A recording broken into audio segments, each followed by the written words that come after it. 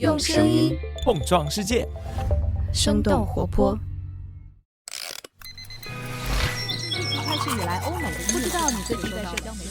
生动早咖啡与你轻松同步日常生活与商业世界。嗨，早上好呀！今天是2023年的8月4号，星期五，这里是生动早咖啡，我是来自生动活泼的梦一。今天节目的上半部分会先来关注一下世界500强榜单的最新动态，也想和你一块来看看芯片设计公司 ARM 的上市之路。当然，小鹏自动驾驶高管转投英伟达的消息也非常值得我们的关注。那在今天节目的后半部分，也就是每周五的咖啡豆回复时间里，我们今天要来回复的是一位叫做橙子棒棒糖的听友给我们早咖啡编辑部的投稿。他问到了这样的一个问题，他说他关注到了最近马斯克把 Twitter 改名叫 X 的消息，也听到早咖啡在持续的报道 Twitter 改名的后续进展，所以他也很好奇 Twitter 这款应用有那么多的用户，小蓝鸟的形象早已经深入人心了，那为什么马斯克忽然要让 Twitter 改头换面呢？改名之后会产生什么影响吗？那我们今天的咖啡豆就会来回答这个问题。在这之前，我们先来关注几条简短的商业科技动态。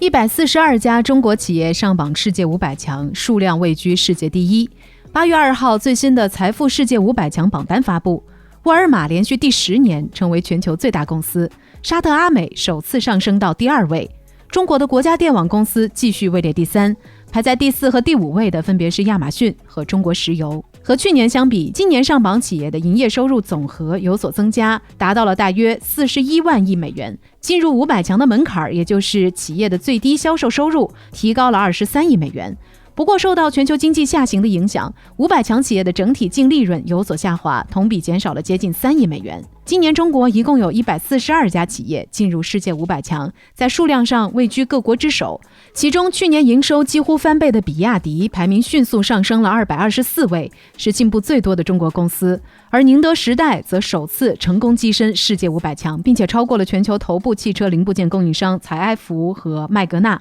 美团、立讯精密也首次进入世界500强，不过去年入榜的格力在今年跌出了榜单。英国芯片巨头 ARM 预计9月 IPO， 估值目标超过600亿美元。根据彭博社8月2号的报道，软银集团旗下的芯片设计公司 ARM 计划最早在今年9月进行 IPO， 公司估值预计在600亿到700亿美元之间，这将高于今年3月各家投行预计的500亿美元左右的估值。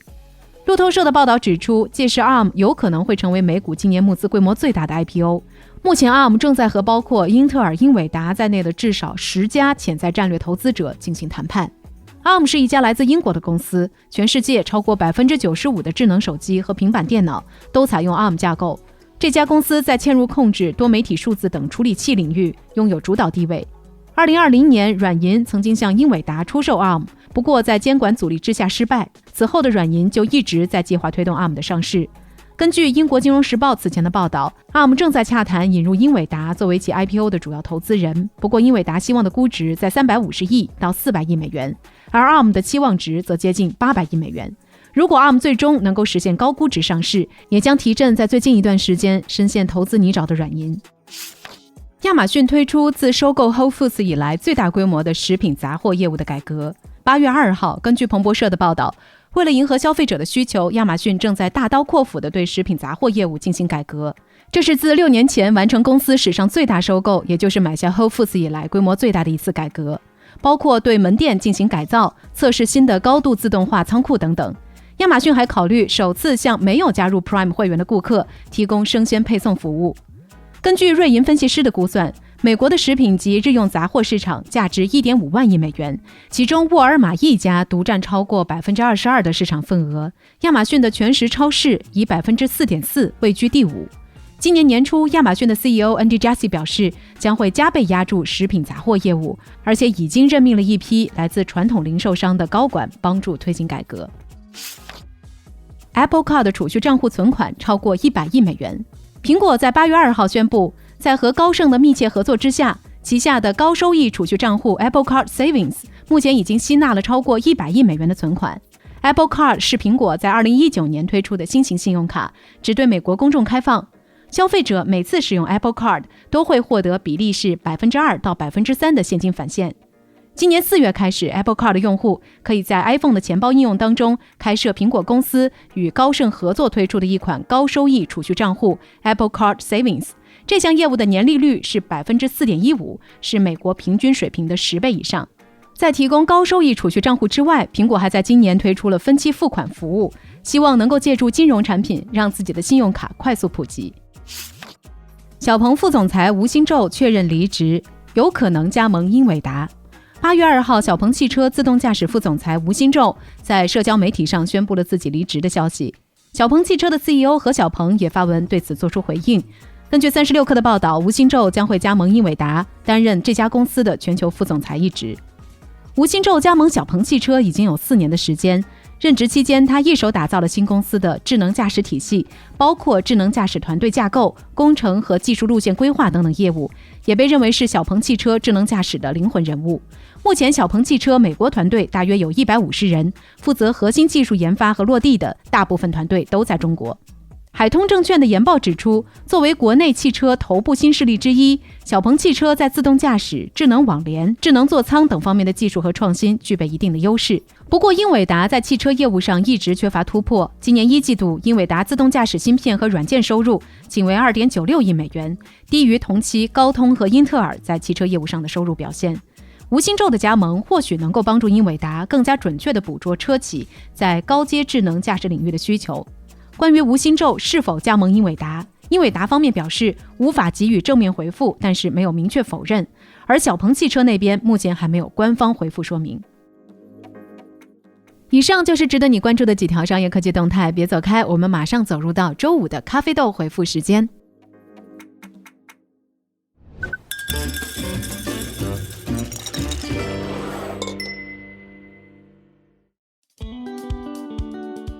欢迎来到这一周的咖啡豆回复时间。我们的听友橙子棒棒糖给我们早咖啡编辑部留言说，马斯克花了好几百亿买 Twitter， 为什么要把大家所熟悉的 Twitter 这个名字以及小蓝鸟全部换掉呢？这样做会不会导致用户的流失？会有些什么样的风险吗？首先感谢橙子棒棒糖给我们的投稿，看来最近你肯定在持续的听我们的节目。那关于马斯克为什么要把 Twitter 改成 X，其实我们之前的早咖啡里多多少少的涉及过这样的一些原因，比如说马斯克本人一直对字母 X 情有独钟。在1999年的时候，马斯克参与创立了一家在线银行，域名就是 X.com。 这家公司呢，也后来成为了支付平台 PayPal。马斯克在2017年又把 X.com 这个域名买回来了，并且表示这个域名对他来说有很多情感价值。在所有和马斯克相关的品牌里，我们几乎都可以看到 X 这个字母。他创立的火箭公司叫做 SpaceX， 特斯拉的一款 SUV 被命名为 Model X。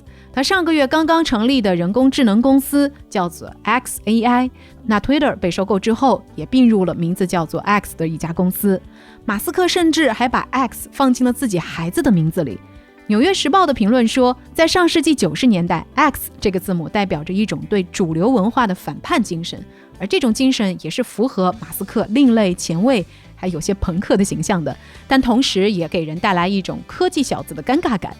除了马斯克的个人趣味，从 Twitter 改为 X 也是向万能应用迈进的一步。现在的 CEO 琳达·雅卡里诺表示，未来的 X 就是要打造一个无限交互的形态，以音频、视频、消息还有支付为中心，创建一个充满创意、商品、服务还有机会的全球市场。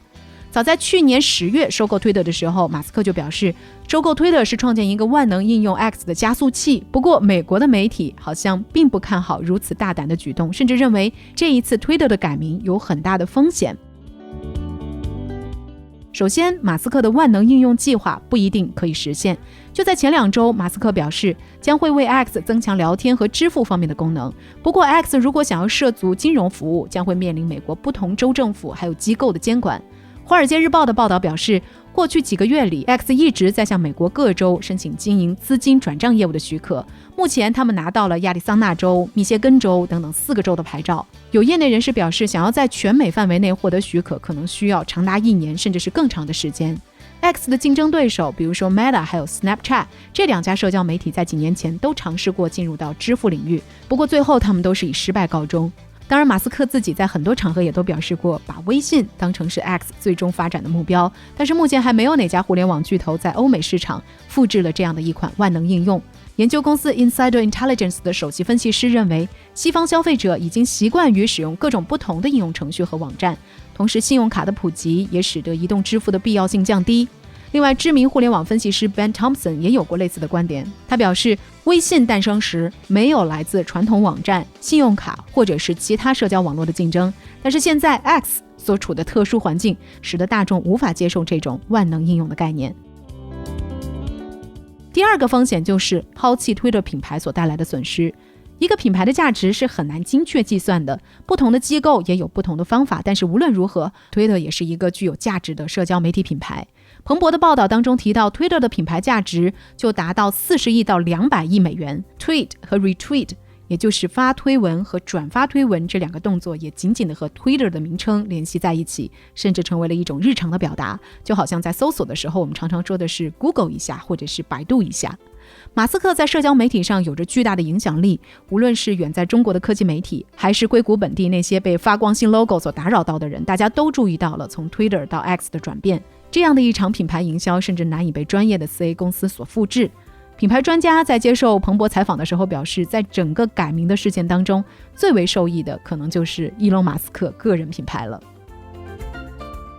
不过对于硅谷公司来说，改名也不是什么新鲜事儿。2015年 Google 就把公司的名字改成了 Alphabet， 当时 Google 正处于业务扩张和多元化的阶段，除了 Google 搜索，他们还有视频平台 YouTube、 人工智能业务 DeepMind、 自动驾驶业务 Waymo 等等。 Google 也进行了架构调整，把那些和互联网产品距离较远的业务拆分出来，划归到新成立的 Alphabet 旗下。那 Facebook 公司的名称也在2021年改名叫 Meta。Meta 在希腊语当中有超越的意思，也展示了扎克伯格进军元宇宙产业的决心。另外，当时的 Facebook 也有很多的负面新闻，扎克伯格本人还因为数据隐私的问题到国会接受质询。当时的 Facebook 很希望能够把人们的注意力从负面形象上转移开来。另外，苹果公司原本也不叫 Apple， 而是叫 Apple Computer。在2007年，也就是第一款 iPhone 发布的那一年， Computer 这个词就被删掉了。当时乔布斯的解释是，苹果已经不仅仅是一家电脑公司了。